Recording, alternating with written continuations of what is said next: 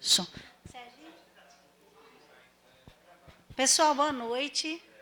Vou falar aqui, que eu vou falar mais baixinho, porque a garganta meio ruim.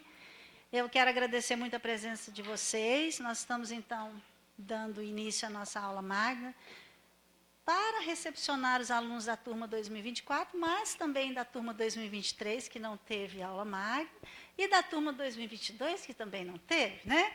Então, sejam muito bem-vindos. Nós estamos retomando esse ano as aulas magnas, né, porque ficamos ainda estruturando, mas é um momento de bastante troca, interessante, e assim, de aconchego também, né, onde a gente se conhece, né, os alunos mais antigos passam experiência para os novos, e essa troca é interessante, né? Quero agradecer também os alunos da licenciatura, que estão aqui para prestigiar, né, conhecer um pouquinho mais. Agradecer muitíssimo ao professor Giuseppe, porque aceitou o nosso convite, né? Deixou seus inúmeros afazeres para vir contribuir com a gente aqui. Depois eu apresento ele melhor, tá, gente? Então, eu estou como coordenadora do mestrado, desde 2014, né? Só Deus na causa. E aí, nós estamos aí muito contentes, né, pelos alunos que nós já formamos. Simone está aí, é uma egressa aí, ó. Temos uma egressa aí aqui conosco, né? E a gente já sente a diferença na formação dessa capacitação, né, dos mestrados, nas escolas aqui de campus. Tá? A gente já vê claramente o diferencial acontecendo nas escolas. Então, isso para a gente é motivo da gente estar continuando, lutando, né, por essa causa, né? Melhorar o ensino, a educação aí lá na ponta, né? A gente fica aqui na universidade, no instituto, né? E às vezes não sabe a realidade que está acontecendo lá. Então, esse mestrado é justamente para estreitar esse laço e a gente poder contribuir de uma forma mais efetiva aí nas escolas da nossa região, tá? Muito obrigada aos professores que com a gente também caminham aí, professor Pierre, professor Wander, professor Vanteuf, Cristine, professor Milton não está aqui, o Tiago, quem mais, gente? Esqueci? Boldo, Cassiana, meu Deus, não posso esquecer, não.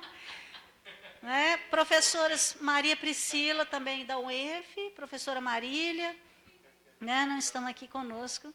Muito obrigada a todos pela contribuição, pela caminhada, né? Espero que hoje seja uma noite proveitosa aí de palestra. Eu vou inicialmente passar a palavra, primeiro, agradecer o nosso diretor de pesquisa de pós-graduação, Pedro Castelo Branco, que hoje também deixou seus inúmeros afazeres para nos prestigiar aqui com a presença, né? Muito obrigada, Pedro. E também nosso diretor de pesquisa aqui do Campo Centro, né? O professor Jonivan. Eu vou passar a palavra, então, para o professor Pedro, falar alguma coisa, né? Umas palavras iniciais, e depois pode passar diretamente para o professor Jonivan, tá? Muito obrigada. Então, uma salva de palmas aí. Boa noite, gente. Agradeço aqui a presença de todos. Agradeço primeiramente aqui ao professor Giuseppe, né, por ter vindo prestigiar o nosso curso, né, e conferir a nossa aula magna nesse primeiro dia, né. Então, agradeço a presença de vocês, né, e gostaria de dizer que esse curso é de extrema importância, a Renata já falou, né, extrema importância para a região, não apenas para campus, né, a gente tem gente do Espírito Santo, provavelmente hoje aqui tem gente do Espírito Santo, professores da rede pública de ensino do Espírito Santo, de cidades aqui da região, então formar formadores é extremamente importante. Então o professor Giuseppe falou, né, a gente tem uma enorme melhora na capacidade de ensino dos profissionais que passam por cursos PROF, né? Isso vale para o MNPF, vale para o Prof. Bio, para o Prof. Kim, né? para os profs de modo geral, né? Esses cursos do PROEB. Então, esse é um deles, né? Esse é um dos polos da MNPF.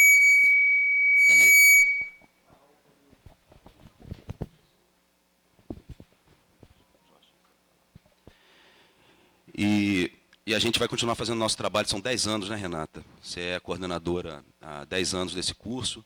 Então, esse curso ele continua formando pessoal durante... Que o nosso curso, né, continue formando pessoal durante muitos e muitos anos ainda. Então, é mais agradecer. Eu vou passar agora a palavra para o professor Jonivan para proferir os comentários dele. Obrigado, Pedro. Obrigado, Renata, pelo convite. Boa noite para todos os presentes. Também agradecer ao professor Giuseppe pela disposição. A gente já conversou um pouco hoje mais cedo, né? Ele contei um pouco da nossa história enquanto instituto, enquanto campus. E não que eu seja detentor da história, tá, gente? Mas a gente sempre recebe bem os visitantes, né, que são da nossa rede irmã, né, ali é da Universidade do Espírito Santo. Então, e como o professor Pedro falou, esse tipo de curso ele ajuda o nosso instituto a cumprir a missão dele, a missão institucional de transformar o entorno. Vocês são docentes, vocês têm as suas atuações profissionais, o mestrado é um mestrado profissional e, de certa forma, a nossa unidade aqui, Campo Centro, que hospeda esse polo, está cumprindo a sua missão graças a vocês, graças aos professores, graças à coordenação da Renata, já que ela tem 10 anos, o curso tem 10 anos, só ela foi coordenadora, né? Eu costumo brincar. Bota lá no Wikipedia, MNPF, tem a foto de Renata lá, na enciclopédia, lá como símbolo, acaba sendo o símbolo do curso. Então, eu acho que isso é um mérito da pessoa, é um mérito bastante interessante, que sinal que a equipe gosta, a equipe confia, a equipe está junto para dar o suporte que precisar. E aí, a gente tem no nosso instituto, né, os mestrados eles têm uma articulação com a pró-reitoria de pesquisa. Vocês devem saber que a gente está num momento de transição de gestões, né, tanto na reitoria quanto no campus, certo? A gente já teve uma sinalização, por exemplo, que da pró-reitoria vai ter uma mudança de estrutura, mas vai ter a parte de pesquisa e pós-graduação sendo articulada institucionalmente com o mestrado. O papel do campus é hospedar os alunos. Vocês são alunos do Campo Centro, são matriculados no registro acadêmico do Campo Centro, certo? Então, vocês têm todos os benefícios que os alunos do Campo Centro têm. E o papel que da nossa diretoria, eu digo nossa porque eu também estou hoje, mas em abril pode ser outro gestor, pode ser outra estrutura, mas ainda a gente está aqui enquanto diretor de pesquisa e estamos aqui dando as boas-vindas. E dizer que, claro, quem seja o gestor presente, gente, seja na pró-reitoria, seja aqui no campus, vai entender a importância de ter esse curso e vai dar todo o apoio. A questão do campus acaba sendo um apoio muito logístico, né? Vocês têm lá o espaço de salas de aula, possivelmente no 7º andar, né? Tem aquela sala, a sala de aula, tem a sala da coordenação, 7º andar do bloco G. Então, podem contar, eu enquanto diretor hoje, afirmo, podem contar com o meu apoio e se for uma mudança, se a gente continuar, o apoio tenho certeza que vai ser constante para que a importância desse curso seja sempre mantida e a excelência e a qualidade. E a professora Renata, por mais algum tempo, se o grupo quiser, né, tenho certeza que tem um apoio. Aqui, por exemplo, a gente tem algumas iniciativas que ajudam muito a questão do ensino. Eu tenho aqui, por exemplo, o exemplo da professora Cassiana, né, dos trabalhos que ela usa, por exemplo, o Laboratório Maker, que é a questão de produção de material didático. Vocês vão ter que produzir material, né, um produto educacional. O Laboratório Maker hoje está ligado à pesquisa, então está à disposição de vocês. Qualquer outro laboratório, seja da licenciatura, seja...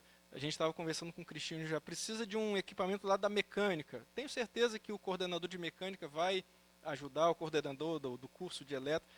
Isso é uma riqueza do Instituto, né? Você ter vários níveis de ensino e todos eles conversam muito bem, porque os professores acabam transitando bem entre os níveis. A gente estava conversando, Cristina entrou na licenciatura, Renata entrou no ensino médio, certo? Eu sou da área de informática, mas estou lá no Laboratório Maker, enfim. Essa riqueza de convivência, né, entre os níveis, entre os estudantes de vários níveis, o estudante do curso técnico conviver com o estudante de pós-graduação, stricto sensu, no mesmo espaço, na mesma instituição, tendo possibilidade de bolsas, de aplicação, enfim. Eu considero o Instituto uma riqueza muito grande e tenho certeza que vocês que estão entrando agora vão aproveitar um pouco dessa riqueza.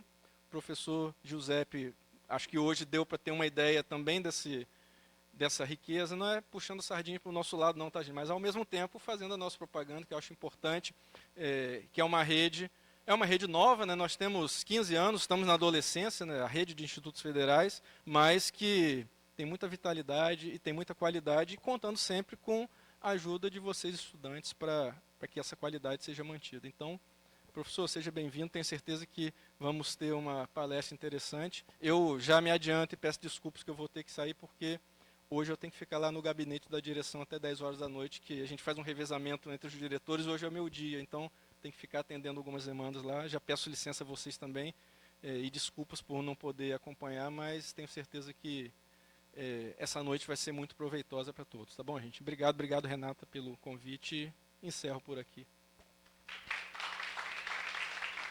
Obrigada, gente. Peço licença.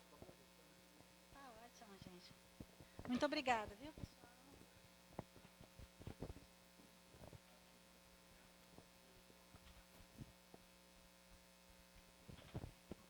Som.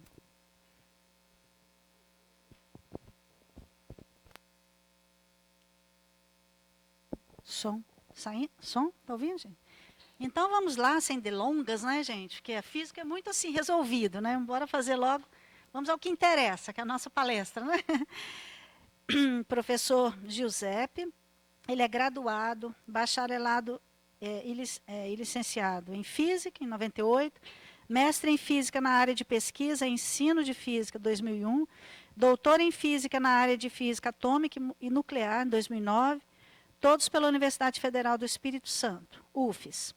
Atualmente é professor associado 3 no Departamento de Física da UFES e professor permanente do Programa de Pós-Graduação em Ensino de Física. Integra a Comissão de Pós-Graduação, CPG, do Mestrado Nacional em Ensino de Física, MNPF, da Sociedade Brasileira de Física, SBF. Ele ministra disciplinas de graduação em cursos presenciais e à distância. O professor também atua na formação inicial e continuada de professores de física, com ênfase na utilização de experimentos, metodologias ativas de ensino e tecnologias digitais. Coordena o projeto de extensão Show da Física, da UFES, com foco no desenvolvimento de atividades de divulgação e popularização da ciência. Seja muito bem-vindo mais uma vez, a palavra é sua, professor. Palmas.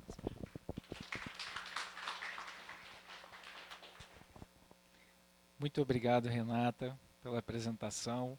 Bom, gostaria de iniciar também agradecendo aqui o convite, né, feito pela Renata, mas obviamente o convite do Polo para fazer esse momento inicial, né, de acolhimento aos novos alunos, mas também de retomada das atividades dos alunos que já estão no curso, né, uma honra para a gente, né, fazer parte desse momento, estar aqui para fazer essa palestra, né.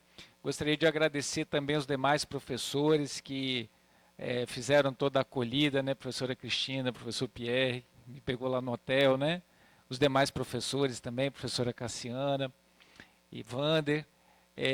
Agradecer o pessoal da instituição, né, o professor Pedro e Jonivan, pela conversa, pelos esclarecimentos, né, por todo o apoio que tem dado ao MNPF, né, que o MNPF, vou falar um pouquinho mais, né, é um curso bem grande e a gente precisa ter esse apoio institucional em cada polo em cada instituição onde ele está funcionando, né, então nosso agradecimento também.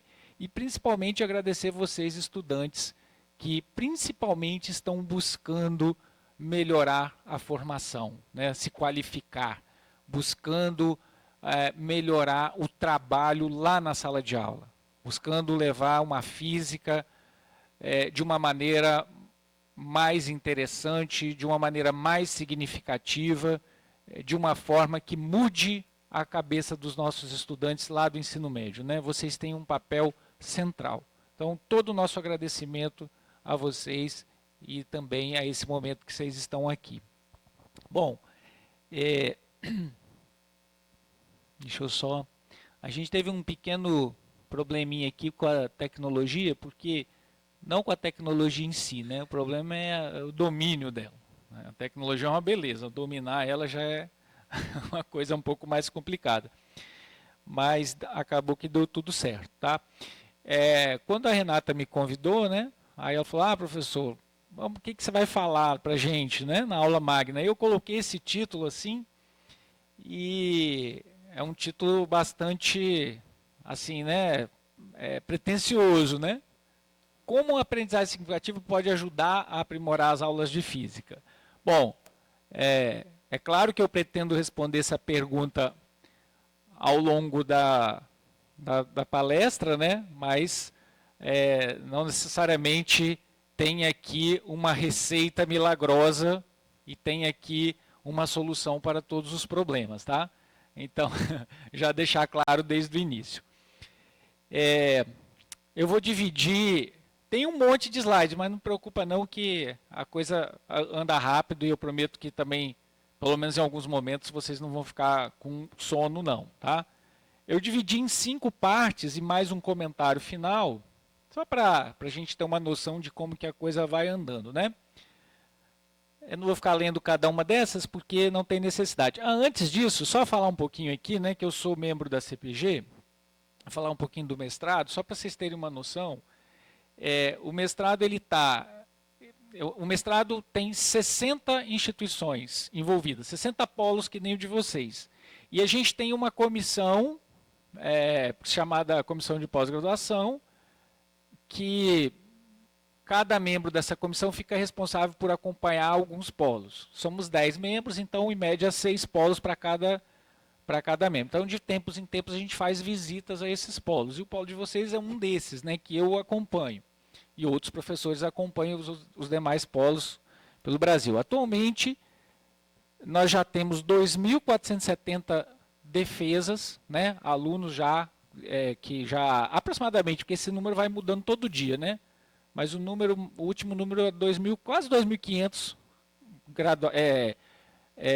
mestres já formados, já com o título, né. Imagina bem para um programa de pós-graduação 2.500 alunos já formados, né? Nós temos 1.500 estudantes aproximadamente ativos no programa. Só para vocês terem uma noção da dimensão do que é esse mestrado, né? E vocês são um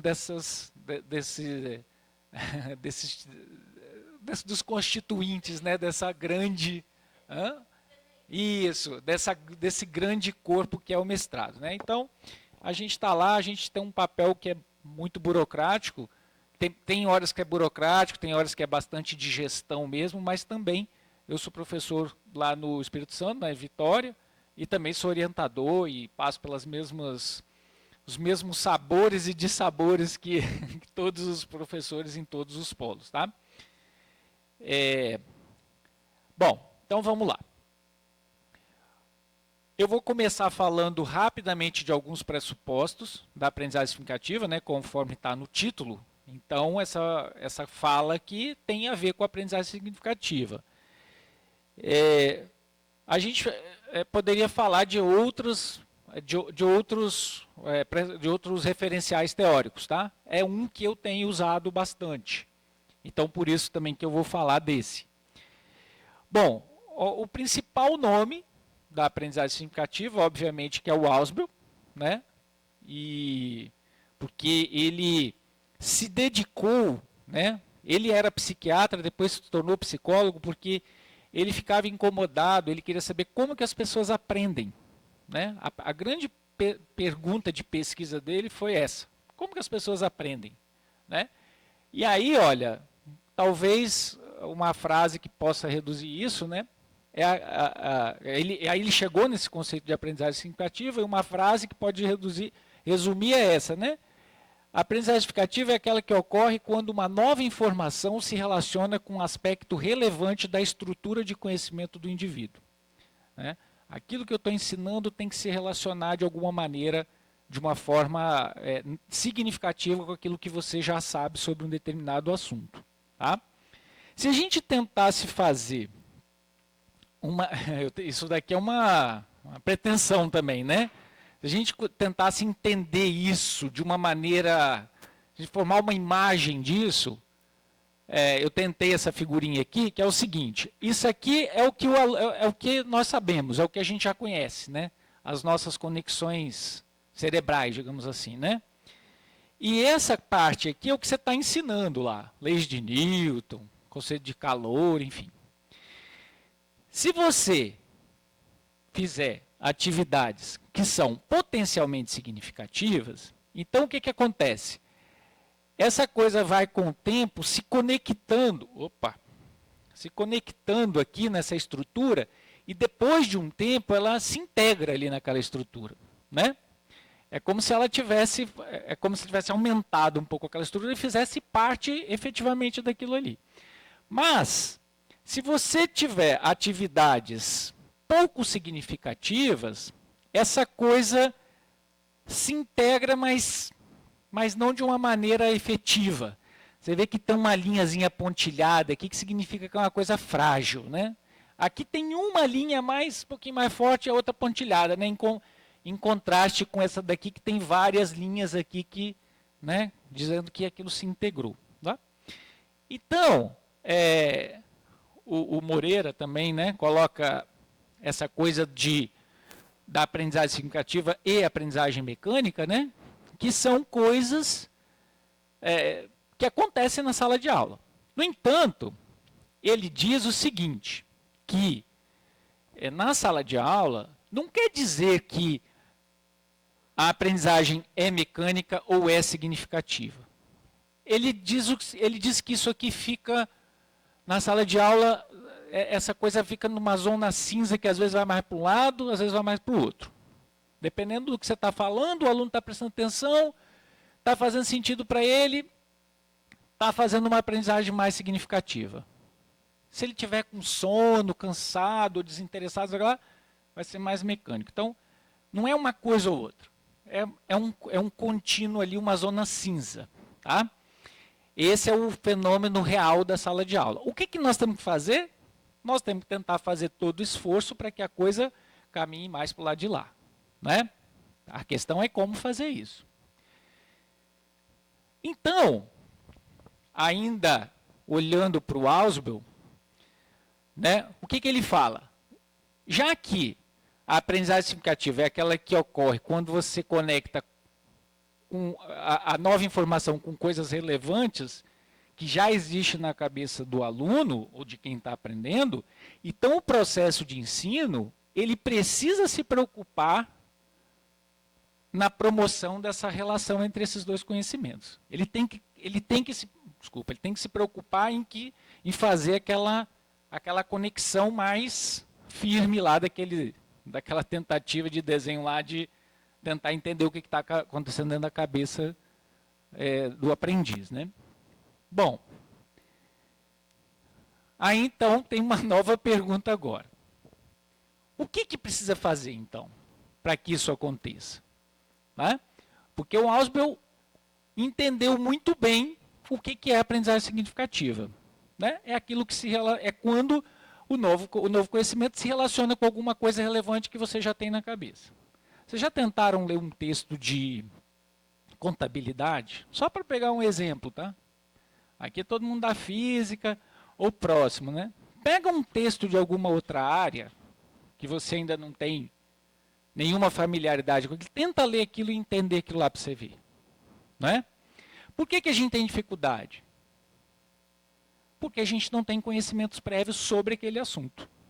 A gente começa a ler e começa a rapidamente ficar cansado, desinteressado, fatigado, né? Assim, esse negócio não é para mim, não. Tá? Por outro lado, você pegar um contador e pedir para ele estudar física, vai acontecer o mesmo com ele lá, né? Também vai ficar fatigado, né? O que precisa fazer então? Bom, eu peguei a teoria da aprendizagem significativa e separei em ações que o professor, né? A pergunta é, o que eu tenho que fazer na sala de aula? Então, isso que eu vou falar aqui não é que está escrito, não é que o Ausubel escreveu isso, é já a minha interpretação de como que a gente leva, a gente coloca esses pressupostos da aprendizagem significativa efetivamente em sala de aula. Então, a primeira coisa que o professor tem que fazer, eu vou passar bem rápido, e aí depois a gente vai falar exemplos disso aí, tá? Primeira coisa, levar em consideração o conhecimento prévio do aluno. Por quê? Se a aprendizagem significativa é aquela que ocorre quando você relaciona o novo conhecimento com algo que o aluno já tem, então eu preciso saber o que o aluno já tem na cabeça. Então eu tenho que fazer esse mapeamento. Como é que faz isso? Depois nós vamos ver. Tá? Ó, olha a frase principal do Ausubel. Se fosse possível isolar uma variável como sendo a mais importante para o aprendizado de novos conteúdos, esta seria o conhecimento prévio do aluno. Descubra o que ele já sabe e ensine-o de acordo. É muito bonito, é muito fácil de ler e não tão fácil assim de colocar em prática, tá? Mas essa seria a primeira ação do professor. Como decorrência natural disso, se eu descobrir aquilo que o aluno já sabe, agora eu tenho que envidar esforços para promover a relacionabilidade do que eu estou ensinando com aquilo que ele já sabe. Então, a segunda coisa é essa, é esse esforço de promover relacionabilidade. O professor deve envidar esforços para promover relacionabilidade entre o conteúdo que pretende ensinar aos alunos e aquilo que eles já sabem. Como uma decorrência natural dessa coisa, aquilo que eu estou ensinando vai ser conhecimento prévio para novos conhecimentos, então eu preciso consolidar esses conhecimentos que eu estou ensinando.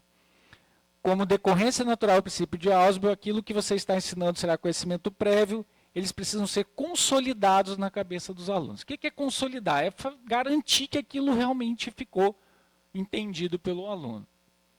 Como é que faz isso também a gente vai ver. Bom, essa fala é muito mais do Moreira, tá? Que também é um grande estudioso da teoria da aprendizagem significativa. Não sei se vocês já tiveram oportunidade de conhecer o Moreira, certamente os professores sim, os estudantes, não, alguns talvez, né? Moreira ainda está na ativa, né? E ele tem feito uma grande contribuição também para a teoria da aprendizagem significativa.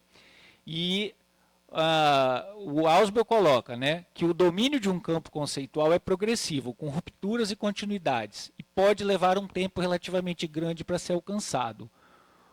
Portanto, a avaliação do campo conceitual deve ser predominantemente formativa e recursiva. Também vou dar uma palavrinha rápida o que é isso, mas em resumo, ele quer dizer o seguinte, a gente aprende um pouquinho, esquece um pouco, avança, retrocede, confunde com aquilo que já está na nossa cabeça e tal. Então, quando a gente vai avaliar, a gente não pode avaliar só do tipo certo ou errado.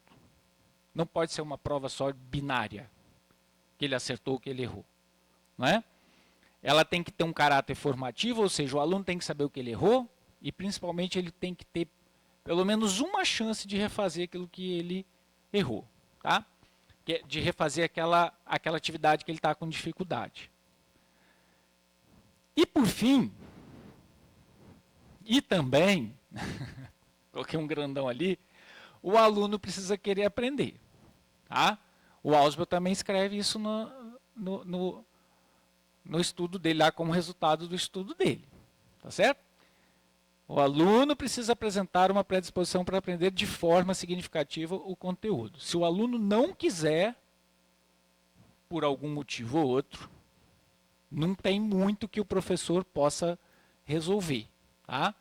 Tem gente que desde o ensino médio não quer estudar física, nem química, nem matemática e nem nada da área de exatas. Ele quer ser artista, ele quer ser médico, ele quer ser qualquer outra coisa e ele, por algum motivo ou outro, criou alguma aversão também àquilo ali e simplesmente odeia todos os professores dessa área aí, dessas áreas e tal, né? Enfim, a gente não está aqui para julgar esses casos, mas isso acontece também.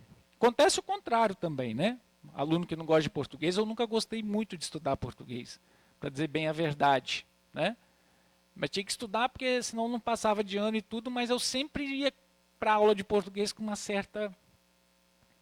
com aquela coisa assim, se eu não precisasse, eu não iria, né? Enfim... o aluno precisa querer aprender também. Esse também é um ponto que não pode ser desconsiderado. Bom, então, como então? Eu falei 5 coisas, né? Na verdade são 4, porque a última não depende da gente, depende do aluno. Mas como é que eu vou colocar essas coisas em prática? Essas 4 aí, pelo menos. Agora já é a parte 2 da apresentação, e eu vou mostrar alguns exemplos. Vou mostrar na prática aqui alguns exemplos de uso desses pressupostos. E aí o pressuposto 1 e 2, a ação 1 e 2, que é aquela lá de você mapear o conhecimento prévio e depois promover relacionabilidade, eu vou falar junto aqui, tá? Bom, vamos lá. O que acontece? Os alunos chegam na escola com várias concepções prévias. Eles chegam assim, todos eles são assim. Todos nós somos assim. Tá?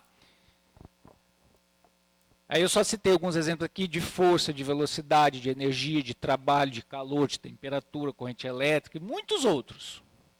Não só na física, também na química, também na biologia e em outras áreas. Tá? Por quê? Porque ele escuta o tempo todo alguém falar, usar a palavra força, usar a palavra energia, usar a palavra corrente elétrica, campo. Tá? E ele vai formando o conceito dele sobre aquilo dali.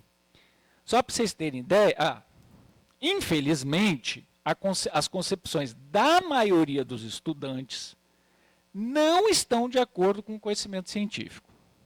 Porque se eles chegassem com esses monte de conceito tudo certinho, o nosso trabalho ficaria bem reduzido. Mas não é assim. Pergunte para o seu aluno o que é energia. Eu devia até ter colocado aqui usei um desses programas que faz nuvem de palavras, para vocês verem assim, em 40 alunos apareceram praticamente 40 respostas diferentes. Tá? Eu fiz uma turma de Física 1 da UFES, primeiro semestre. Tá? Ele já passou pelo ensino médio.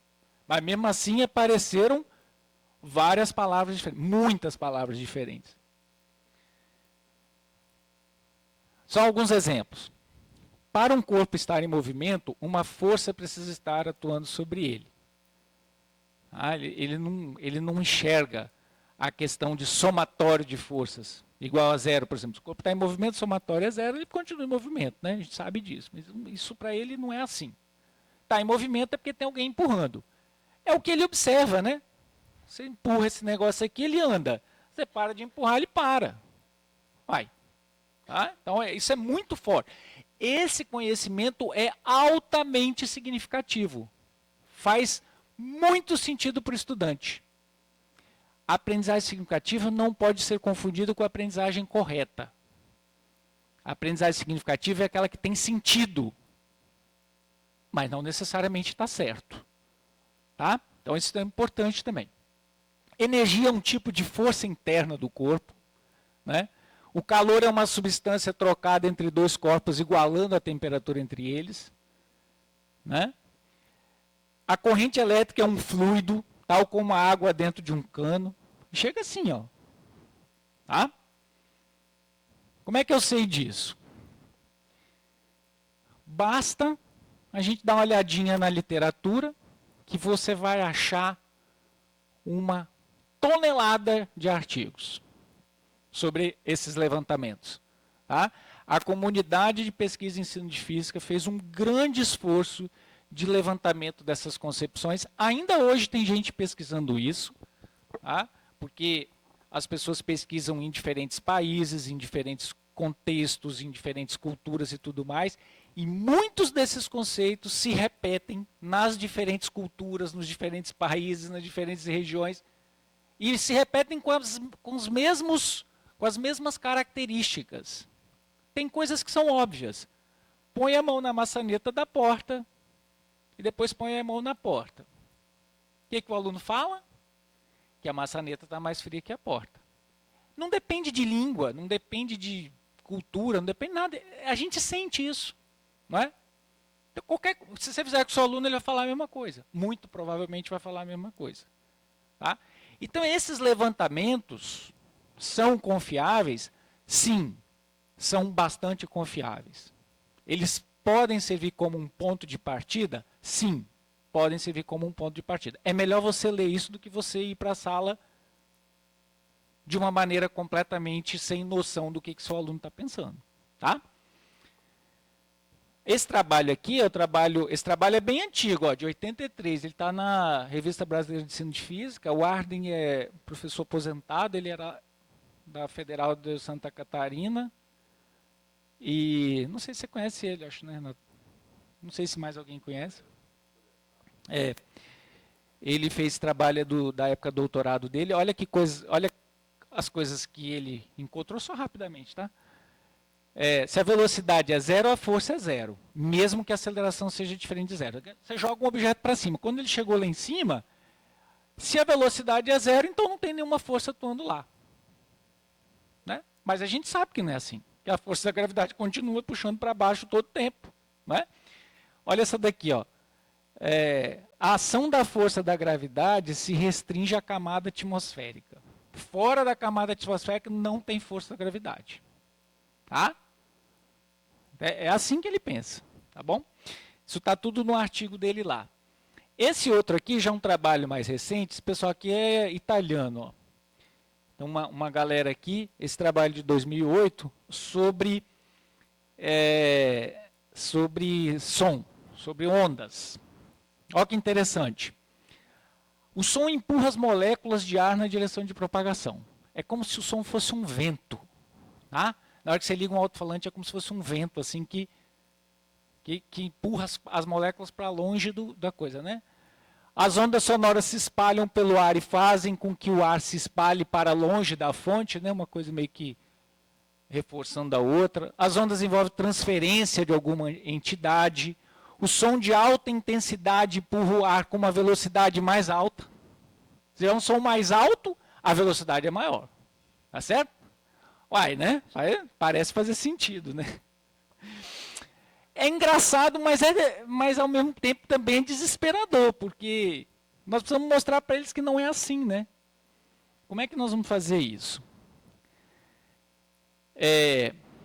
Primeira coisa, se a gente quiser colocar em prática os ensinamentos de Ausubel, o professor precisa selecionar e ler esses artigos. Então aqui já está a primeira tarefa de casa.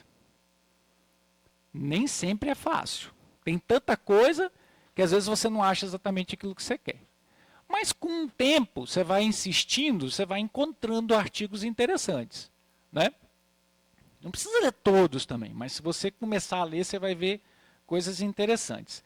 Ao mesmo tempo, eu acho que a gente pode diminuir o nosso esforço fazendo aquele negócio assim, o que você sabe sobre esse assunto, não sei o que e tal, faz aquela roda assim, passa um questionário. Eu já fiz isso com um aluno meu de mestrado também. Eu não faço mais isso de jeito nenhum. Meu aluno tem, provavelmente, a mesma realidade de vocês, 300 alunos, aí você passa um questionário com 8 ou 10 perguntas, ele recebe 3 mil respostas. Né? O que ele faz com isso? Nada. Ele não tem tempo de olhar 3 mil respostas. Tá certo?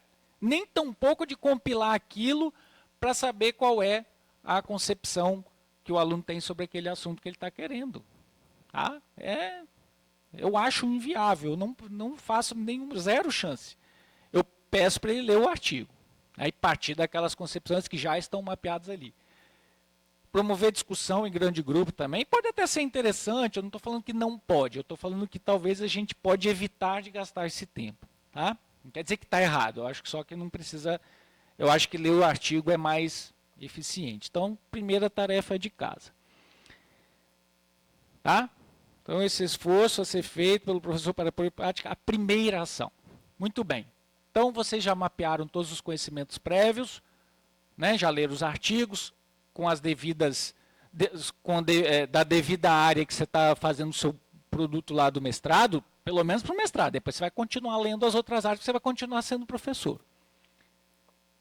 E agora, como é que eu faço a relacionabilidade? Bom, não tem uma receita de bolo única, tá? Não tem. Mas eu vou mostrar para vocês uma ideia, tá? Baseada nesse pessoal aqui, ó, nesses dois autores aqui. Eles têm um livrinho, a capa é uma capa de livro isso aqui, só que ela é muito clarinha, então ele não dá o devido contraste, tá? Mas o livro é esse aqui, ó, Aprendizagem e Ensino de Ciências, do conhecimento cotidiano ao conhecimento científico. Ele é um livrinho assim, ele é bem bom esse aqui, tá? Eu gostei bastante desse livro. E aí, no último capítulo, ele tem uma seção lá que é o enfoque para o ensino de ciências. Aí ele fala sobre vários enfoques. Tá? Um deles é esse aqui, ó, o ensino por explicação e contraste de modelos. O que isso significa? Resumidamente, é isso aqui, ó.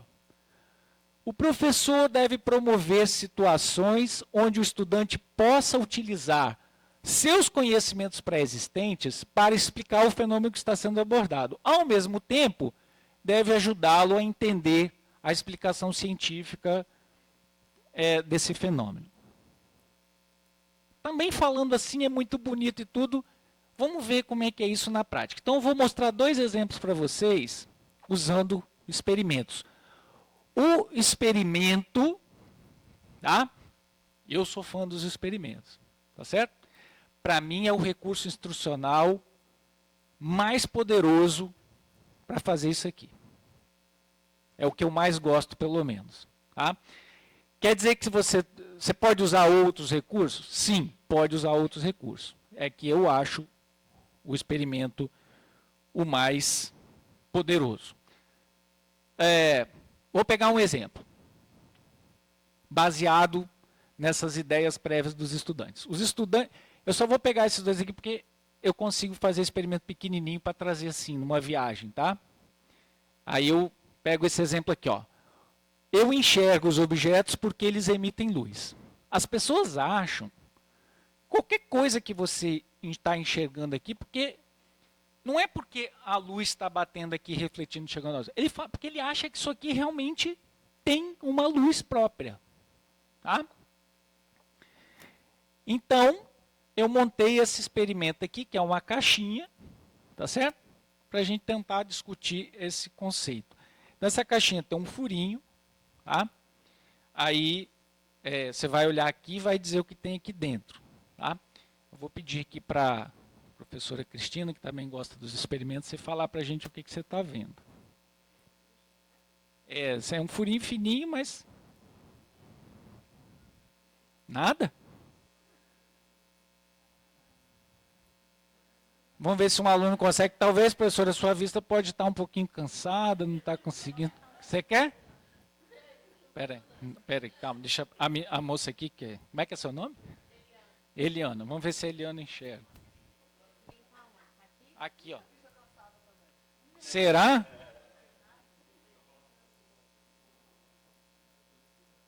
Não tem nada. Acho que aqui atrás está um pouco escuro. Aqui atrás está escuro. Mas vamos lá. Vou pegar um aluno mais novo aqui na frente. Aqui, ó. Você que está aqui no claro, vê se...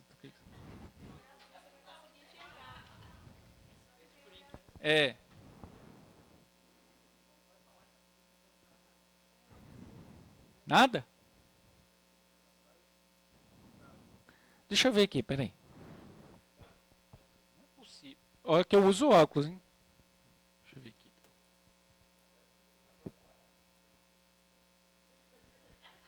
Vê, professora, você agora.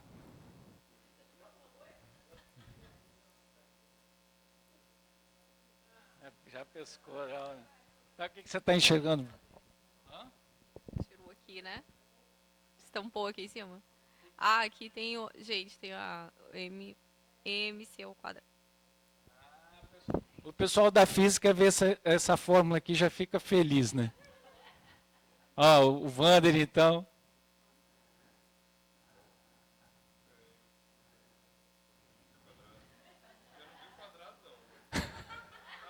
Aí é por causa da vista cansada mesmo.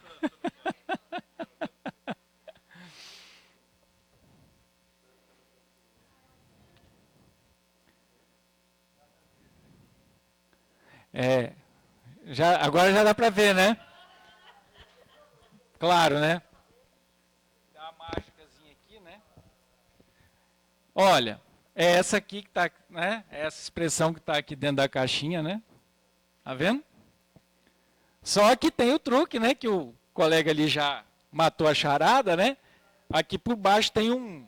eu vou ter que trocar isso aqui, porque esse clique aqui já estragou, já denunciou o negócio, né? Tá com a vista boa. Na sala de aula não tem problema não, porque os alunos ficam fazendo barulho e não escuta, né? Mas aqui está todo mundo em silêncio, prestando atenção, né? Aí estragou. Então tem uma luzinha aqui, que eu falo assim, pô, não é possível, né? Aí eu pego aqui, vou aqui, né? E clique, dá um cliquezinho para acender a luz, né? Essa daqui é daquela luzinha de sinalizador de LED, é. Aí eu acendo ela e começo a ver. Falo, opa, peraí, como é que era? Mas tá, o objeto sempre esteve aqui dentro. Por que eu não estava enxergando, agora eu estou enxergando? Né? Então, veja bem, uma mensagem importante aqui com esse experimento muito simples. Eu não vou dizer para ele que os objetos não emitem luz.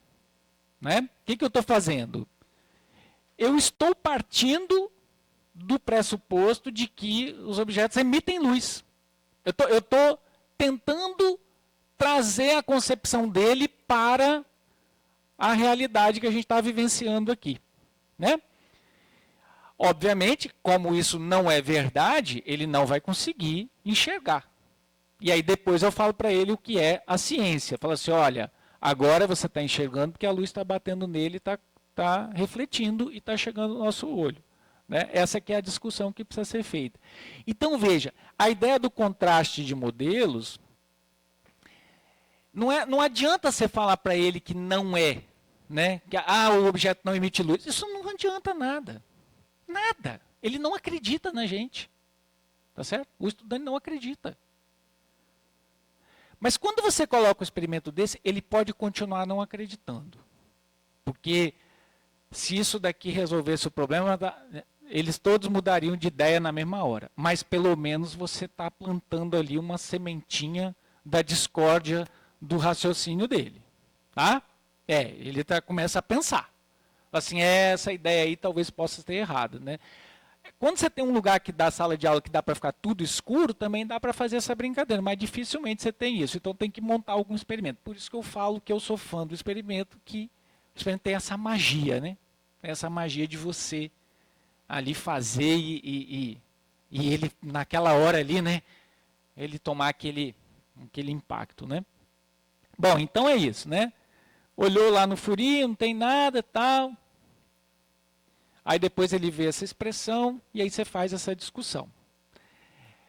Isso é só um momento da aula, né? Depois tem todo o desenrolar, tá certo? Eu estou tentando mostrar para vocês como é que é essa coisa do contraste de modelos. O modelo dele é que emite luz, o modelo científico não.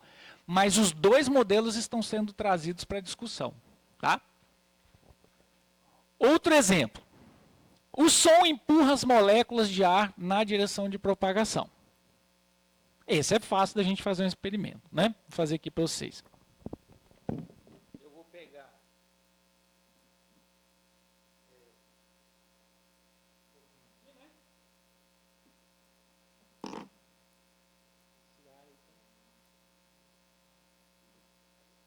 Renata, agora eu preciso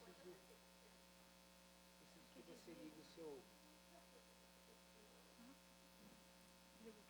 Não, aqui. Qual que é a ideia aqui? Se o som é um vento, nós vamos colocar uma caixinha de som aqui, vamos ligar um sonzinho e vamos ver o que vai acontecer com a vela.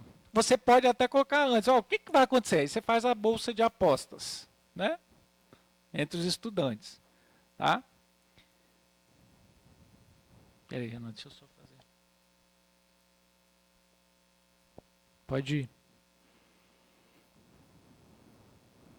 Estou precisando da ajuda da Renata aqui, porque... Foi?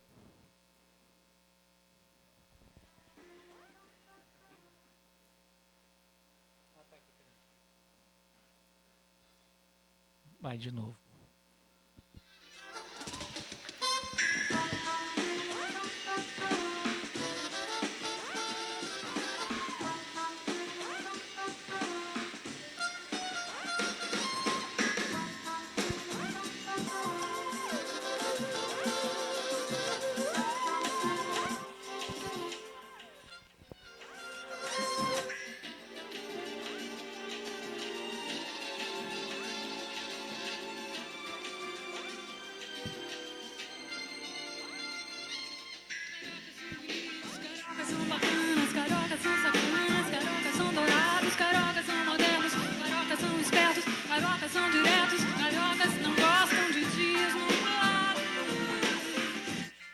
Bom, já viram aqui, né?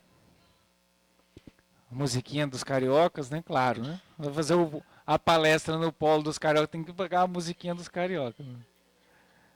O que aconteceu com a, né? O que aconteceu com a vela? Novamente, eu não estou dizendo para ele que o som não é um vento. Eu estou falando para ele, olha, se é um vento, então vamos ver o que acontece com a vela. Né? Aí o aluno, desconfiado, professor, o alto-falante está muito longe da vela. Né? Por isso que não apagou. Aí o que você faz? Você vem aqui e bota mais perto. Né? Só não pode botar muito perto para não queimar. Né? Aí você vem aqui de novo e liga a musiquinha de novo. O ar-condicionado está atrapalhando um pouquinho, mas obviamente não apagou, né? Mas o aluno continua desconfiado. O professor, está muito baixo o som. Por isso que não apagou, não é? Aí você vem aqui, essa caixinha está cansada, eu vou arranjar uma melhorzinha, mas, tá vendo?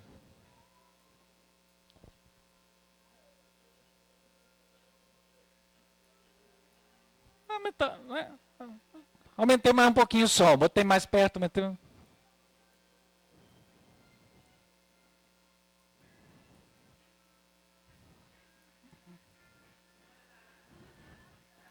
Vocês podem não gostar da palestra, mas pela musiquinha vocês vão gostar. Né? A musiquinha tá boa, né? Então aí, novamente vocês estão entendendo qual que é a ideia?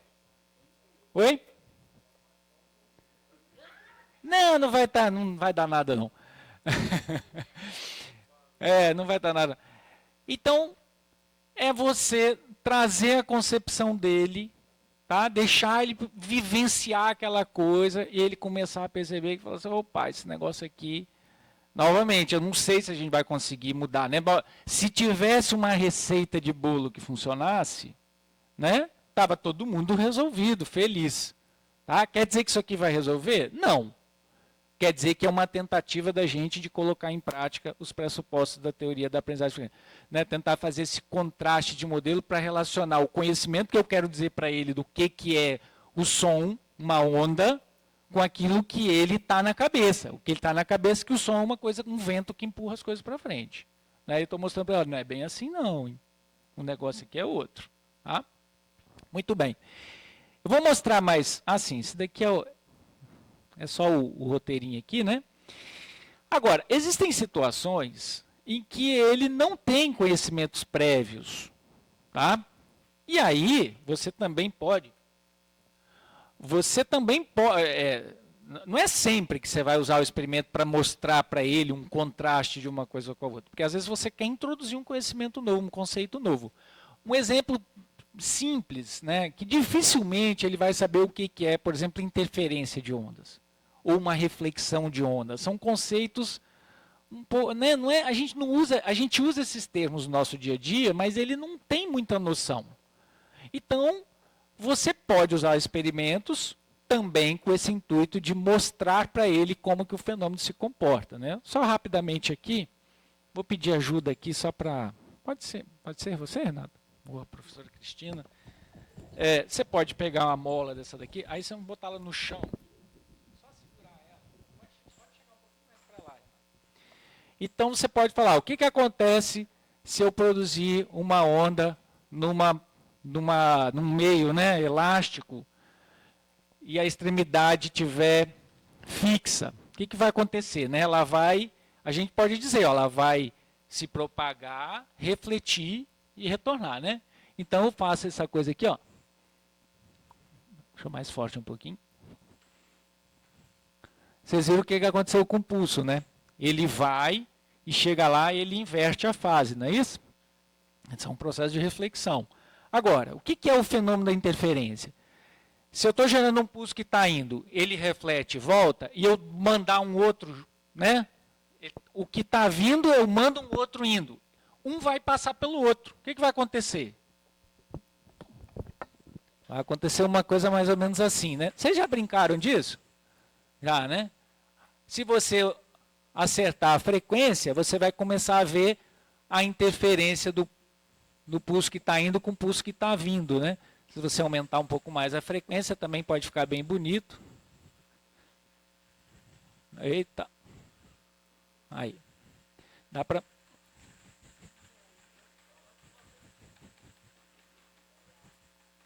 Né? Bom, esse é o fenômeno de interferência, né?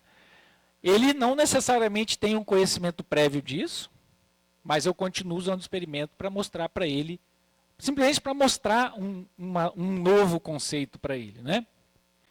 O experimento sempre pode ser muito útil. Às vezes, você não... Renato, se você precisar do telefone, já pode pegar. Às vezes você não tem o experimento é caro, não sei o que e tal. O que você pode fazer? Você pode gravar um vídeo, né? Veja, o vídeo já é um recurso que você está usando para substituir alguma coisa, mas é melhor você mostrar o vídeo também do que não mostrar nada, né? E você pode gravar assim, ó, né? Um vídeo, por exemplo, tá vendo? Mostrando. Esse daí, meu aluno, né, que até a Renata participou da banca, ele gravou em super câmera lenta para, até às vezes facilita a visualização, né? Esse daqui é com extremidade móvel, né, que aí não inverte a fase, né? Bem legal, ó. Tá vendo? A fase, o pulso refletido volta na mesma fase, né? Esse experimento é um pouquinho mais difícil de reproduzir na prática, mas dá para fazer também. É só a gente colocar uma barrinha de metal ali fixada, que ele reflete sem inverter a fase, né? E aí, também o que você pode fazer? Usar o FET, por exemplo. Mas veja, eu uso o FET, esse aluno meu usou o FET, mas ele usou como uma complementação, porque com o FET você pode mudar amplitude, você pode mudar a duração do pulso, o amortecimento, a tensão, às vezes você pode mudar a mola e tudo mais. Isso não é tão simples de você fazer na prática. Você já mostrou o fenômeno e agora está avançando um pouco mais na exploração daquele fenômeno. Então, aqui é só o videozinho, mas só para mostrar como é que ele funciona, né? Mas aqui os alunos podem brincar, manipular, é uma coisa interessante, tá? O uso desse simulador eu gosto. Esse aqui é com extremidade livre, nem precisa fazer, né? Bom, são algumas ideias, tá? Algumas ideias. Mas eu queria só colocar mais algumas palavrinhas do Gaspar. O professor Gaspar faleceu tem, sei lá, tem pouquíssimo tempo, uns 2 ou 3 anos. Tá? O professor Gaspar é aquele do livro do ensino médio, que tem um livro muito bom, né? De 3 livros, né, na verdade. Física 1, ensino médio 1, 2 e 3, né? O livro dele é muito usado e muito bom para quem não conhece. Eu recomendo pelo menos que vocês utilizem. O Gaspar fez um livrinho sobre o uso de atividades experimentais para o ensino de física. E ele coloca algumas coisas interessantes. É preciso evitar a falsa e ingênua expectativa de que basta os alunos realizarem uma atividade experimental sobre determinado conteúdo para aprender aquilo. Tem que ter um propósito. O professor tem que saber muito bem o que ele quer com isso. Se não, ficou só a festa aqui, ó. Todo mundo viu, tirou foto, não sei o que tal, não sobrou mais nada. Tá? Você tem que saber para que você está fazendo aquele experimento. Ele é muito apegado, ele é um seguidor, digamos assim, hoje em dia usando uma palavra bem recente, né, do Vygotsky, né? E o Vygotsky fala sobre interações sociais. Então, o Gaspar fala isso o tempo todo no livro dele, né? O ensino de qualquer conteúdo deve promover o desencadeamento de interações sociais. Não é só fazer o experimento, é fazer o experimento, ter um propósito e envolver as pessoas na discussão. Aqui não dá para fazer, porque é uma aula, né, de 1 hora, 1 hora e pouco, não dá para a gente fazer muito além disso, né? Aonde que participe o professor ou um parceiro mais capaz. Pode ser um colega que saiba um pouquinho mais daquilo. Se não tiver, o professor tem que ajudar nesse processo. Tá? E ele fala que essas atividades podem ser demonstrativas, podem ser de coleta de dados, podem ser de manipulação. Tá? Não é só de um jeito que você pode fazer, não. Isso aqui que a gente fez é demonstrativo, mas eles poderiam ser deixados a manipular também os experimentos. Né? Tem várias possibilidades. Tá? Esse é o livrinho que eu falei. Depois eu posso passar a apresentação para a Renata, se vocês quiserem, tá? Para não ter que ficar na agonia de perder o slide, não copiou, né? Bom, parte 3. Ensinamos um conteúdo, agora precisamos consolidar esse conteúdo. Como é que faz isso? Resolver exercício, realizar experimentos discutindo os resultados, faz parte da consolidação também o próprio processo de realização do experimento. Né? Você também consolida conteúdos com isso. Resolver problemas abertos, que eu vou falar um pouco, discutir exercícios conceituais, várias possibilidades. Eu quero falar especificamente desses dois últimos, porque esses dois aqui a gente já faz. Em maior ou menor quantidade a gente já faz. Esses dois aqui, nem tanto. Eu vou falar desse primeiro, depois desse. Discutir exercícios conceituais. Eu gosto muito do método de instrução pelos colegas, eu acredito que muitos de vocês já conheçam. Não sei. Quem já conhece aí, levanta a mão, só para eu poder ter muita gente, né?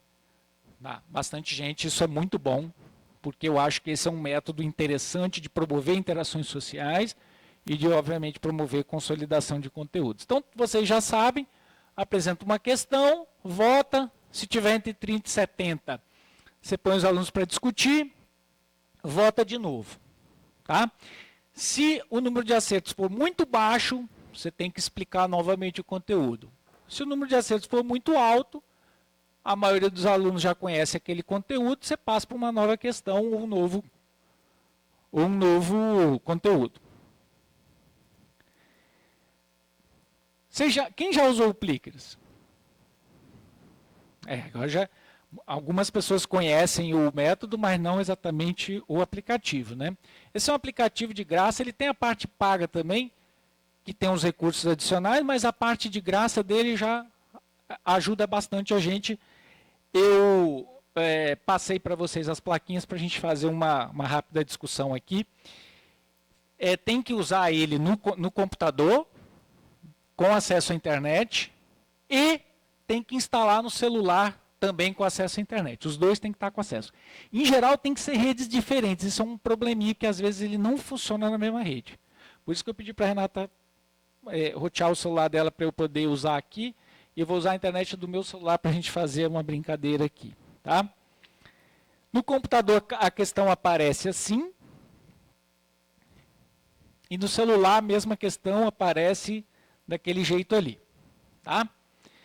E aí a história é o seguinte, cada aluno ganha um cartão desses, que vocês já ganharam aí, e cada cartão desse tem um número. Tá vendo? O número está relacionado ao número da chamada do aluno. O aluno 1 é o aluno, a plaquinha 1 é para o aluno 1 da chamada. Por que isso? Porque aí você pelo menos sabe quem é quem. Né? Eu sei que o aluno 1 é a Alice. Né? O aluno 2 é a Bruno. O 3 é a Carolina. E assim vai. Dependendo como você posiciona a plaquinha, você está respondendo nessa posição que você estaria respondendo a letra C. Se você girou, é a letra B. Se você girou para lá, D. Se você girou para cá, A. Entenderam como é que é o negócio? E aí, a gente faz a brincadeira. Eu vou apresentar uma questão para vocês. Tá? Eu vou apresentar uma questão para vocês. Vocês vão pensar, sem conversar com o coleguinha. Não converse com o coleguinha. E eu vou dar 1 minuto para vocês. Aí vocês vão levantar a plaquinha na resposta que você acha que é a certa. Tá? Espera aí, calma lá que vai melhorar. Pronto. Quem está sem plaquinha pode pegar aqui.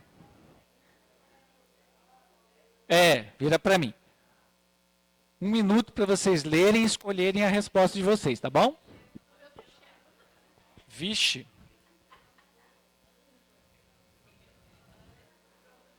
Espera aí, desculpa. Pior que eu não sei aqui. Como é que esconde isso aqui? O zoom piora. Ó, menos um melhora, tá vendo? Esse é um problema desse aplicativo. Vocês estão conseguindo enxergar ou não?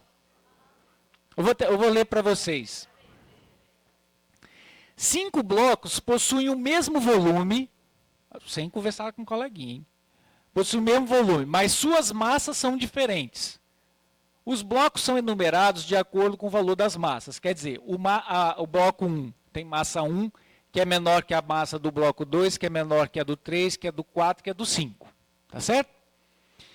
Todos os blocos são colocados num tanque cheio de água. A posição final dos blocos 2 e 5 está representada nessa figura. A posição correta dos blocos 1, 2 e 4, 1, 3 e 4 será essa ou essa. Entenderam? Ó, ele está dizendo o seguinte, o bloco 2 e 5, acontece isso com eles. O que acontece com os outros blocos se o bloco 1 tem menos massa e o bloco 5 tem mais massa? E o volume deles todos é igual. Entenderam? Façam suas apostas, escolham sua letra. E quando eu falar já, todo mundo levanta a plaquinha, tá?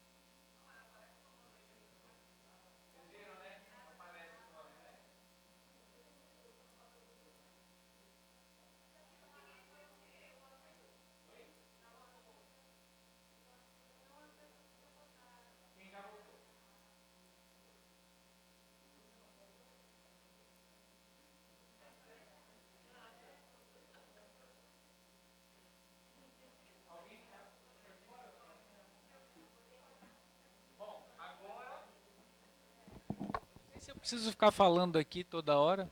Acho que precisa, né? Agora eu vou mostrar para vocês o mapa das respostas. Ó, tivemos algumas votações ainda na A, aparentemente uma na B, nenhuma na C e muitas na D. A resposta correta é... Ai, meu filho. Deveria ter mostrado já. Já sei por quê. Porque a Renata saiu, provavelmente levou o celular. Voltou? Mas a resposta correta é a letra D. Né? A resposta correta é a letra D, a maioria acertou. Mas ela não foi a letra mais votada da primeira vez. Tá? A gente não revela de propósito, porque isso pode influenciar a própria discussão. E o professor tem que saber se ele dá continuidade à discussão ou não. Claro que aqui a gente está num ambiente controlado, digamos assim, né? No ambiente de sala de aula, você pode decidir continuar ou fazer outra questão. Tá? Mas só para vocês verem, todo mundo já estudou esse conceito aqui. Né? Mas a gente esquece, a gente se confunde, e você veja que a quantidade de respostas não foi unânime, mesmo numa turma de físicos. Imagine no nosso aluno que está tentando aprender esse conteúdo aí. Né? Muito bem. Querem mais uma?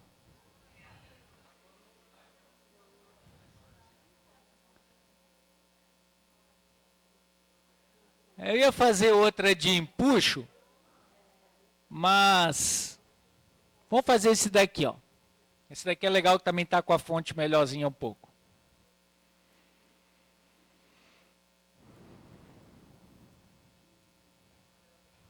Ó. Conceito de física 1, hein?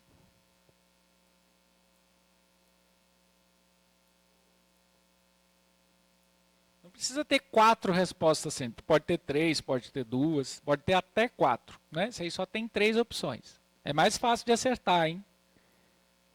Aumentou bastante a chance de acertar.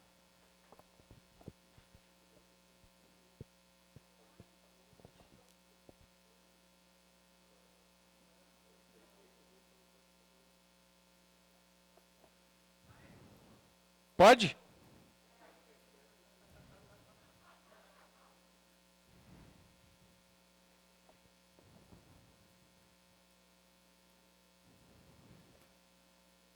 Vamos lá? Só cuidar do dedo na frente da plaquinha, qualquer coisinha que tiver na frente ele não lê. Tá? Às vezes o próprio reflexo, ó, tem uma plaquinha que está dando reflexo, aí vocês dão uma mexida nela, que melhora bastante.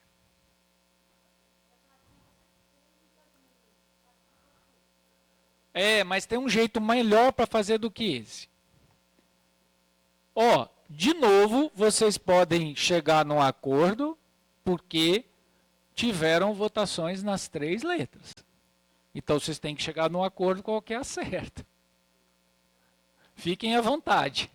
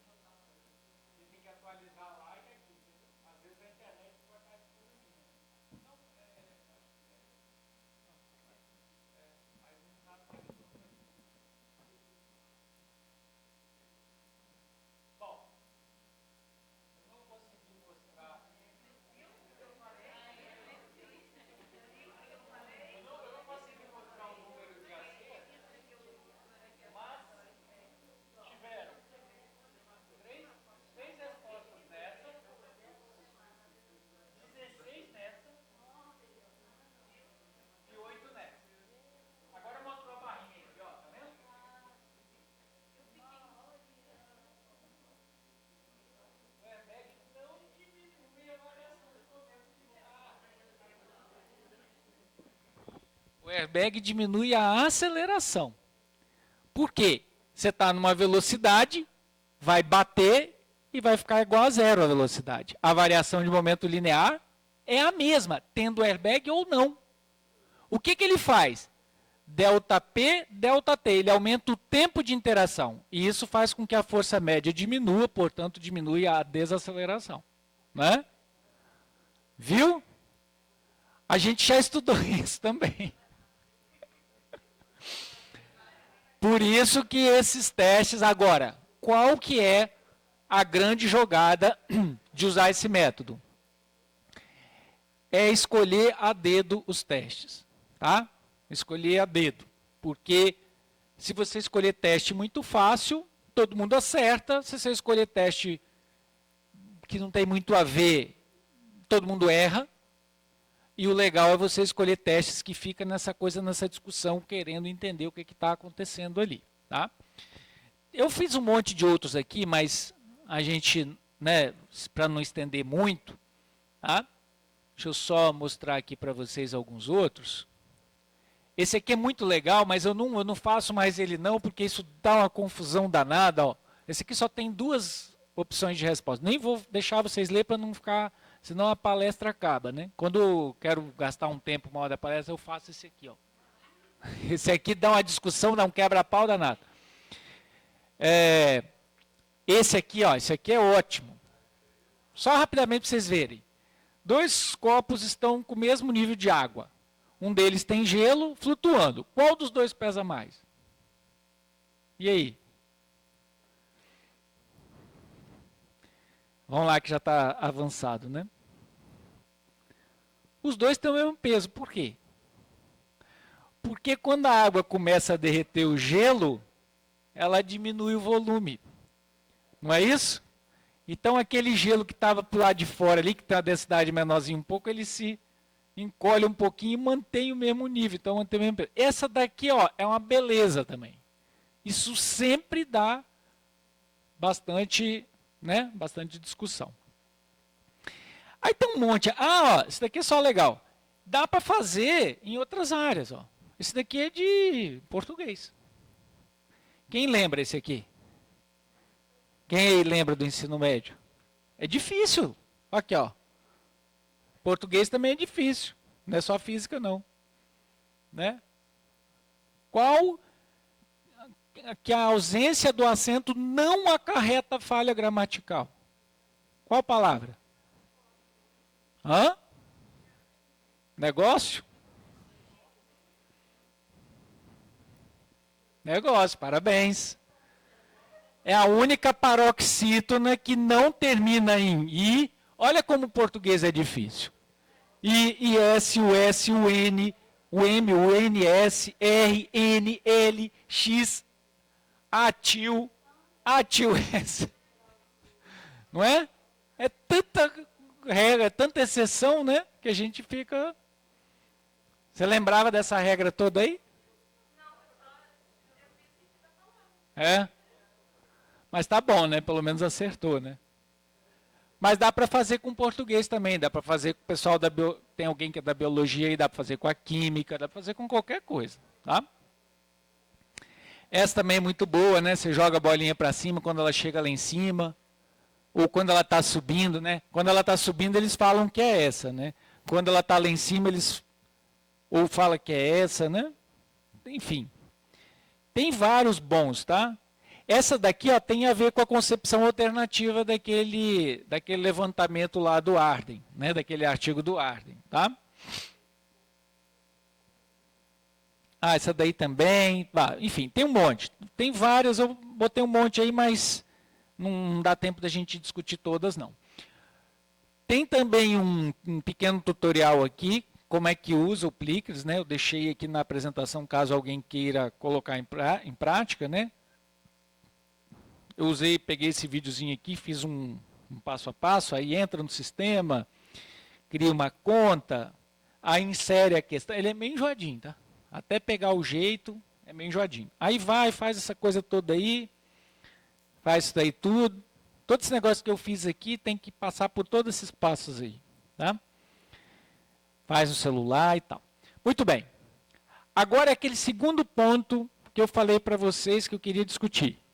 Né? Um é esse de exercícios conceituais, que eu acho essa uma atividade muito legal, porque promove interação social, né?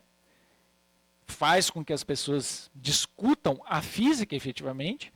E o outro é esse daqui de problemas abertos. O que são problemas abertos? São problemas que não têm uma solução única. Esse aqui é um que eu faço com os alunos da Física 1, que é o seguinte, tem uma base ali lançadora, aí eu falo o seguinte, olha, eu vou botar essa base aqui na mesa e vou colocar um ponto aqui e você tem que fazer o lançamento e acertar aquele alvo ali. O que ele precisa fazer para isso?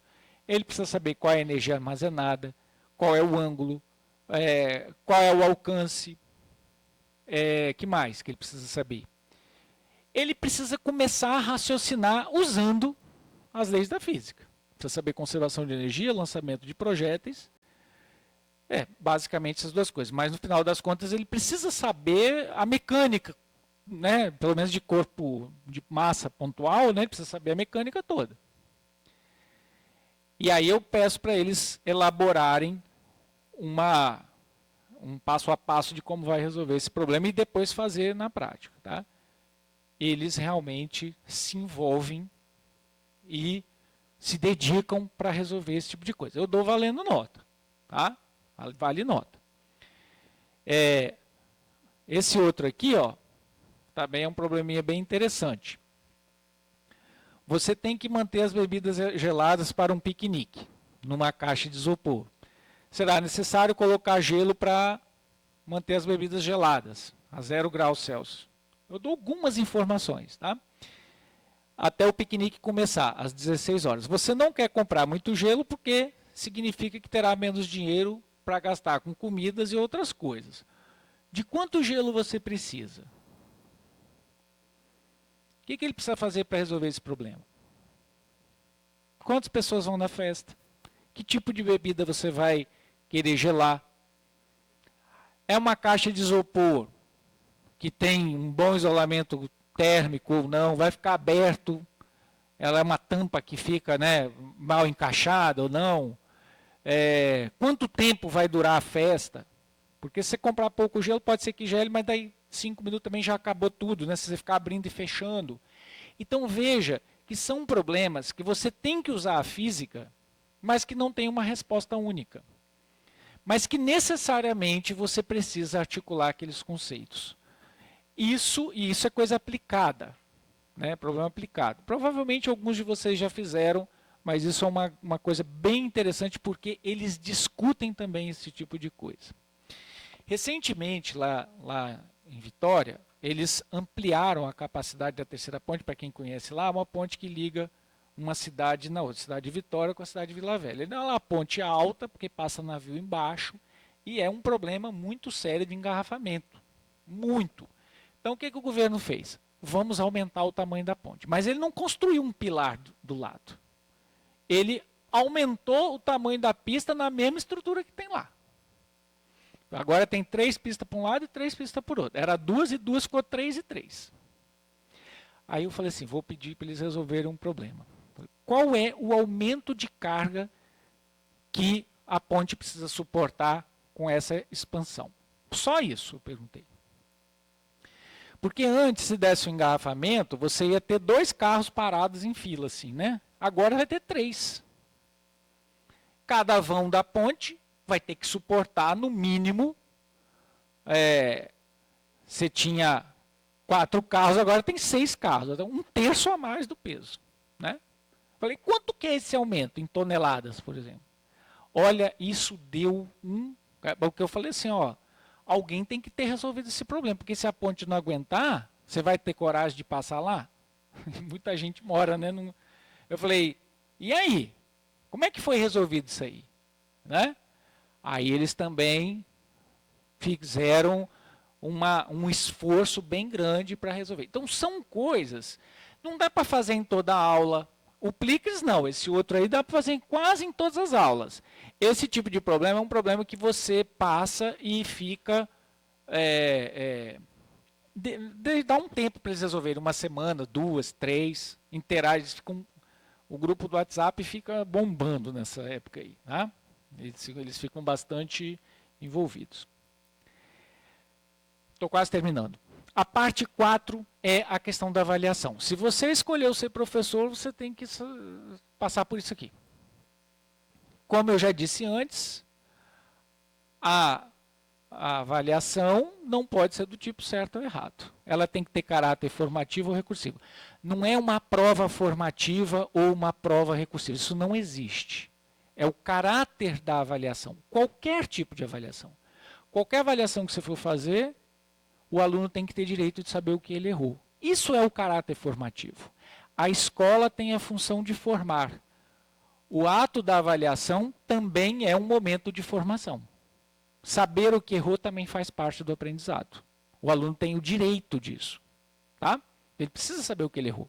Ao mesmo tempo que você pode dar uma chance para ele para refazer aquela atividade. Seja um trabalho em grupo, seja uma prova. Nem sempre é fácil de colocar em prática, mas, como eu disse, isso é uma das recomendações lá da teoria da aprendizagem significativa. Tá? Só como exemplo, já falei sobre isso aqui. Isso aqui é um relatório que eu passo para os meus alunos. Isso aqui é um relatório de física experimental, determinar a espessura de um fio de cabelo, usando laser. Tá? É bem fácil de fazer. Aí o aluno foi lá, o grupo fez a conta, né? Aí eu corrigi. Aí eu falei assim, ó, o valor está correto, mas a incerteza está errada. Tá? Aí ele refez. Ele botou o valor aqui embaixo, tá vendo? Então continua errado. Mas eu não escrevi aqui, mas eu deixei ele refazer. Tá? Mas quando ele fez essa conta, ele não sabia se estava certo ou estava errado. Mas eu disse para ele, ó, você tem que revisar aí o que você está fazendo que não está legal não. Tá? Esse aqui é um outro exemplo de uma prova, ele fez lá e tal, valia 1,5 a questão. Eu tirei 2 décimos, por quê?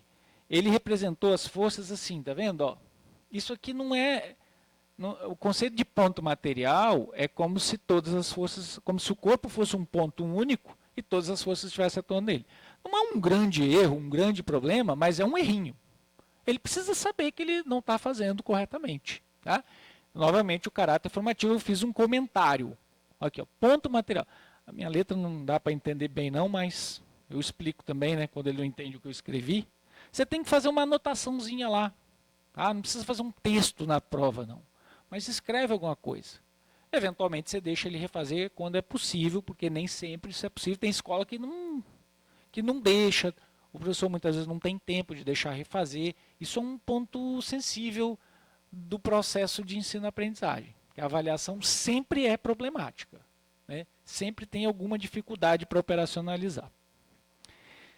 E, novamente, né, depois de tudo isso daí, tá? O aluno precisa querer aprender também. Tá certo? O aluno precisa querer aprender. Bom, eu falei que estava terminando, né? Comentário final. Agora tentando responder o início da pergunta lá. Né? Qual a contribuição dessas atividades para o aprendizado, né, da física?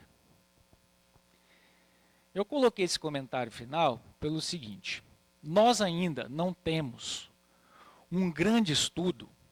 Quando eu falo de um grande estudo, a gente precisa saber qual é o N que a gente precisa estudar. Se eu tenho 500, aqui no Rio, não sei, que a população do Rio é muito grande, né? Mas lá no Espírito Santo está um pouco menos, acho que nós devemos ter uns 50 mil alunos, 50 no ensino médio, talvez um pouco mais, mas vamos dizer que seja 50 mil. Para eu dizer que essa teoria, que essa metodologia é boa, eu tenho que fazer um teste, a minha amostra significativa é de quanto? Talvez uns 500 a 1.000 alunos. Né? Então eu teria que fazer um estudo envolvendo 1.000 alunos, por exemplo. Tá? Se funcionar com 1.000 alunos, tem uma grande chance de funcionar com 50 mil. Igual a pesquisa eleitoral. O Brasil tem 200 milhões de pessoas, eles entrevistam 2.500 pessoas e, em geral, acertam o resultado. Né? E tem metodologia para fazer isso. Então, a gente já fez esse estudo? Não. Então, eu tenho como responder objetivamente essa pergunta, assim, né? funciona bem, dá certo, use. Não, ainda não tem essa resposta. Mas o que eu digo, o que eu tenho a dizer para vocês? Seja essa teoria ou qualquer outra teoria que oriente o seu trabalho em sala de aula, certamente vai ser melhor do que você fazer da sua própria cabeça. Tá? Fazer de modo empírico. Eu acho que vai dar certo. Eu acho que isso aqui é bom. Aí eu digo para vocês, eu acho que isso não é um bom caminho. Nós temos várias possibilidades. Essa daqui que eu estou apresentando para vocês é uma. Então, adote uma e use. Tá certo? Então, assim, só para começo de conversa, né? Qual a contribuição? A contribuição primeira é essa. Fazer as coisas com base em alguma orientação de alguém que já estudou essas coisas. Tá? Segunda coisa. Existem pessoas, estudos da área da psicologia sobre motivação de estudantes. Tá? Esses estudos apontam o seguinte: quando você tem determinadas atitudes na sala de aula, você é um professor que gosta de dar aula, você é um professor que mostra a importância daquela tarefa, para que aquilo serve, onde aquele conhecimento vai ser usado, você usa diferentes recursos, você desafia o estudante a resolver determinados problemas, esse tipo de atividade tem uma chance muito grande de aumentar a motivação do estudante para aquele estudo. E se você for olhar bem, essas coisas que a teoria da aprendizagem significativa faz, ou propõe por um caminho, por um outro caminho que o Ausubel descobriu, que ele estava tentando entender como as pessoas aprendem, essas propostas baseadas na aprendizagem significativa estão muito em sintonia com os resultados dessas pesquisas da motivação. Então, se você me pergunta, professor, vale a pena usar isso aqui? Eu digo para você, acho que vale a pena. Tá? Acho que vale a pena. É um resultado, como eu disse antes, de teorias consolidadas de alguém que já estudou e tem essa ressonância com esses resultados de pesquisas da área da motivação. Tá? E, por fim, vai dar certo? Vai funcionar? Não vai funcionar? Aí tem a parte do estudante, que é aquela que eu falei por último agora. O aluno precisa querer aprender. Se você tiver numa turma de pessoas que estão com outros interesses, você pode até captar mais um ou outro ali, mas pode ser que não funcione muito bem. Aí você fala, professor, então o que eu vou fazer? Né? Olha, mesmo que você estiver numa turma com poucos interessados, eu acredito que nós temos que fazer a nossa parte. Tá? Então, assim, independentemente se o aluno quer ou não aprender, nós vamos fazer a nossa parte. Tá certo? E a gente vai fazer a nossa parte com base em resultados de teorias interessantes. Então, como eu disse lá no início, isso daqui não é uma receita de bolo para resolver os problemas. Tá? Mas é uma defesa com base em algumas evidências de que eu acho que vale muito a pena ter esse esforço para colocar essas coisas em prática. É muita coisa, é muito trabalhoso, são muitas facetas, né? São muitas tarefas, selecionar exercícios conceituais bons, pensar em experimentos, elaborar experimento, colocar no aplicativo, levar para a sala de aula, fazer a internet funcionar, ler os artigos das concepções alternativas, tem várias coisas envolvidas, até falando até cansa, né? Escolha um desses para fazer, né? Começa com uma dessas ações aí. Lê os artigos sobre concepções alternativas de uma determinada matéria.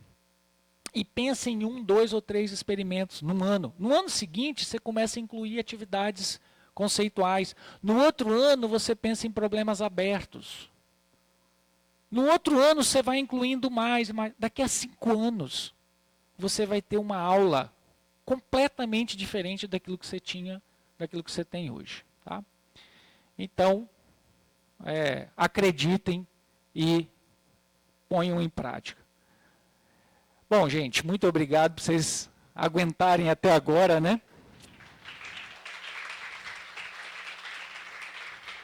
Obrigado. Só deixo a frase do Einstein aí, né, que eu acho que é muito inspiradora, tá certo? Quem quer fazer, né, quem quer alcançar resultados diferentes, né, não pode continuar fazendo a mesma coisa. Essa daqui é só uma proposta. Muito obrigado, Renata.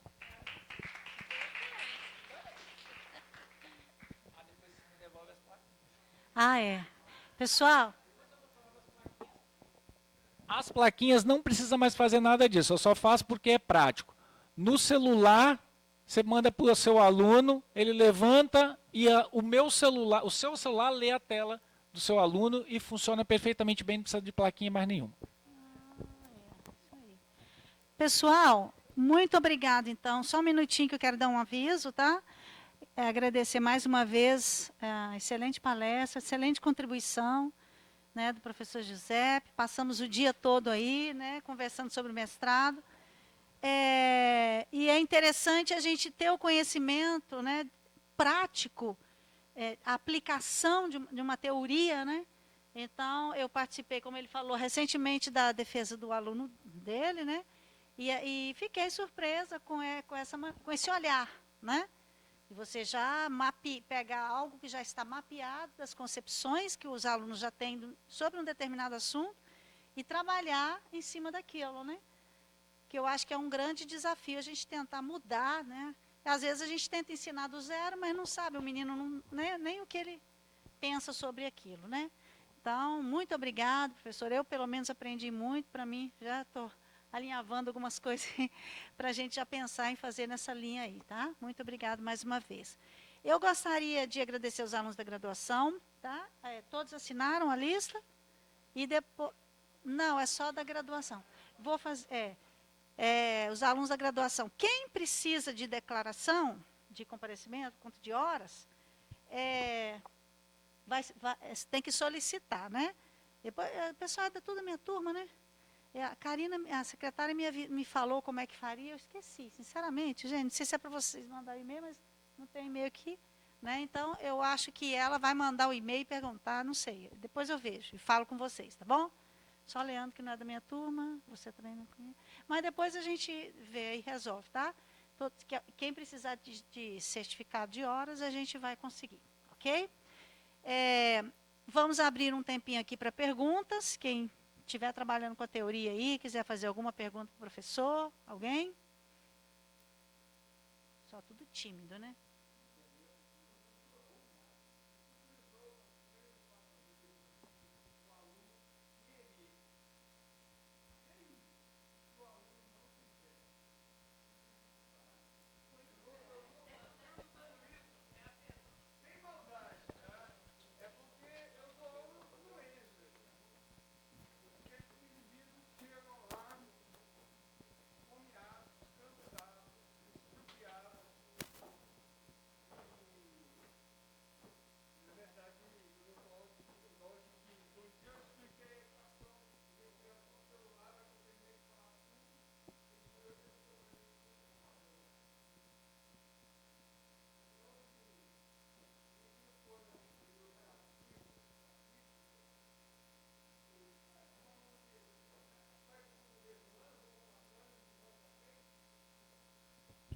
Como é que é seu nome?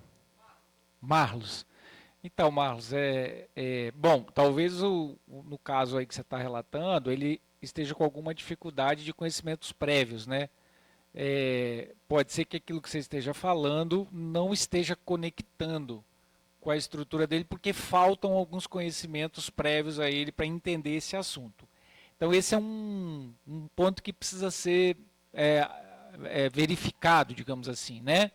Agora, mais objetivamente respondendo a sua pergunta de uma maneira geral, é aquilo que eu acredito. Tá? Eu acredito que nós devemos fazer a nossa parte, mesmo se o aluno não tiver muito afim. E quando eu falo fazer a nossa parte, é o esforço de montar essa caixinha aqui, de arrumar esse negocinho aqui, essa vela, esse negócio aqui e tal, preparar essas questões, blá, blá, blá, blá, blá, blá, blá.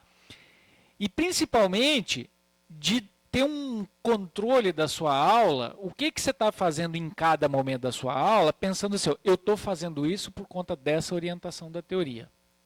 Aí eu vou fazer o próximo passo, porque... Você está entendendo? É tentar colocar o que a teoria te orienta a fazer na prática. Isso não é fácil e não vai acontecer da primeira vez. Isso é um hábito. Você tem que ir fazendo, insistindo, insistindo, insistindo. Você vai ver duas coisas interessantes. Primeiro, que isso vai começar a ficar natural na sua aula. Você não vai mais conseguir voltar a dar uma aula sem pensar nisso. Segundo, que você vai começar a atingir mais pessoas. E talvez a predisposição para aprender, a vontade de querer aprender aumente. Você entendeu? Então, por isso que eu falo, o primeiro esforço, o esforço que tem que ser feito, apesar dos pesares, é o do professor. Ele tem que acreditar e ele tem que implementar. A gente vai conseguir atingir o aluno? Não temos garantia. Nunca temos. Eu acho, né, um pouco pensando na filosofia lá dos antigos, estoicos lá, eu acho que a gente tem que viver por nós mesmos, assim, né? A gente tem que fazer as coisas porque a gente quer fazer, porque a gente gosta. Para ser professor tem que gostar de ser professor. A gente não tem que trabalhar de graça, tá? Mas a gente tem que querer ser professor, né? Então, eu não sei se eu frustrei um pouco o que você queria ouvir, mas o que eu quero passar de mensagem é essa, assim, o professor tem que fazer a parte dele. Eventualmente você vai encontrar turmas super empolgadas e conectadas com aquilo que você está falando e eventualmente nem tanto. Claro.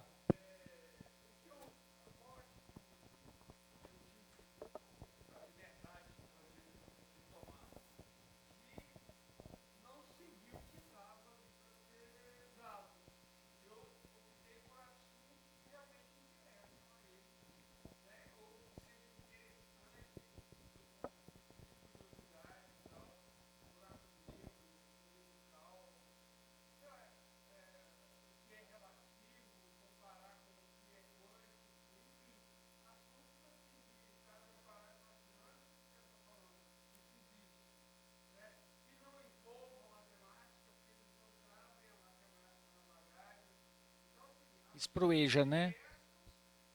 Pro EJA. É pro EJA, né?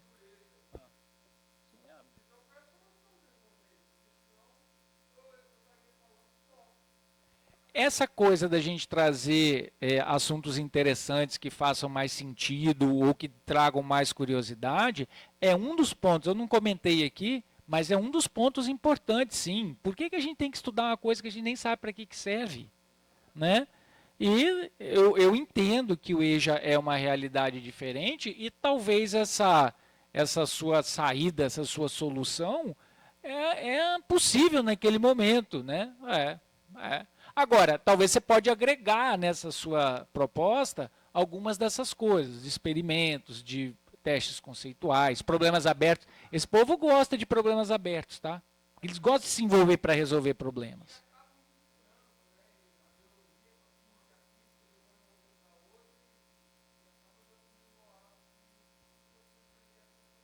Sim, sim.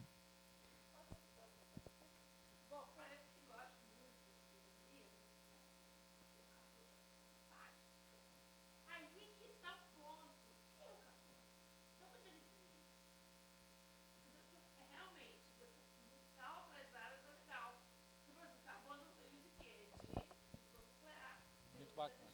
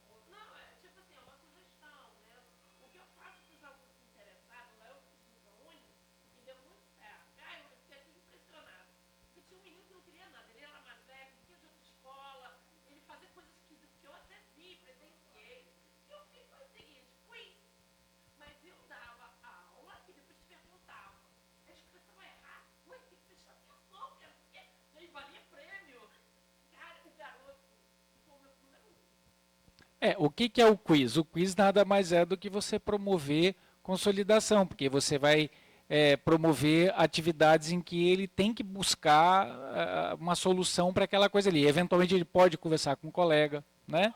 Então, assim, aqui a gente apresentou aqui são algumas ideias, tá? Eu gosto da teoria de Ausubel porque ela coloca alguns pressupostos interessantes, né? Conhecimento prévio, mapear conhecimento prévio, promover relacionabilidade, promover consolidação, avaliar com um caráter formativo e recursivo. Agora, como é que você vai fazer cada uma dessas coisas? Eu acho que você tem muitas possibilidades. Eu mostrei algumas, usando experimentos, usando teste conceitual e tudo, mas o quiz certamente encaixa aqui. Sim. Tem gente que gosta daquele Kahoot, porque o Kahoot tem tempo, né? E ele fica com uma espécie de uma competição.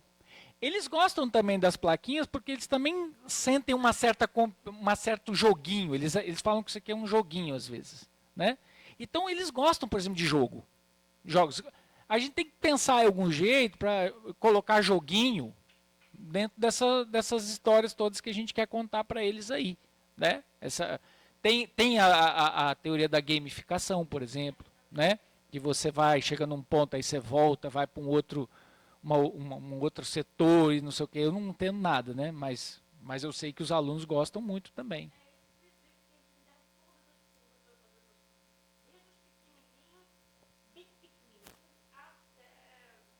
Sim.